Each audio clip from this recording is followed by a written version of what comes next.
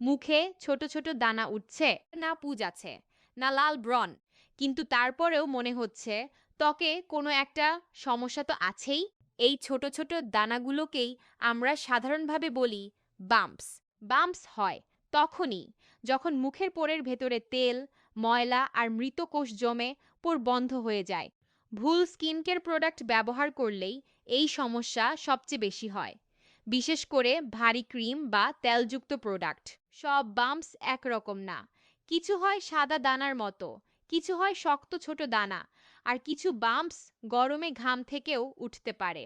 আজ আপনাদের সাথে শেয়ার করব কিভাবে আপনারা বাম্পসের সমস্যা থেকে মুক্তি পাবেন। বাম্পস কমাতে হলে মুখ ধোবেন হালকা ফেস ওয়াশ দিয়ে, আর ব্যবহার করবেন এমন ময়শ্চারাইজার আর সানস্ক্রিন যেগুলো পোর বন্ধ করে না। রাতে খুব ভারী ক্রিম ব্যবহার করবেন না। যদি বাম্পস বেশি হয় তাহলে ফার্মেসিতে পাওয়া এমন কিছু ক্রিম আছে যেগুলো বাম্পস দূর করতে খুব ভালো কাজ করে, যেমন স্যালিসাইলিক অ্যাসিড, অ্যাডাফেলিন আর বেনজোল পারক্সাইড।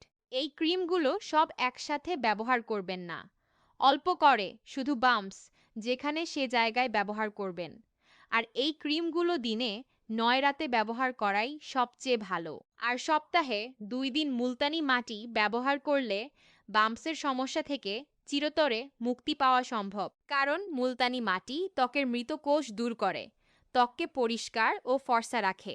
যদি তবুও বাম্পস না কমে তাহলে নিজে নিজে ওষুধ না নিয়ে অবশ্যই ডার্মাটোলজিস্টের পরামর্শ নিন। সঠিক স্কিন কেয়ার করলে বাম্পস ধীরে ধীরে ঠিক হয়ে যায়।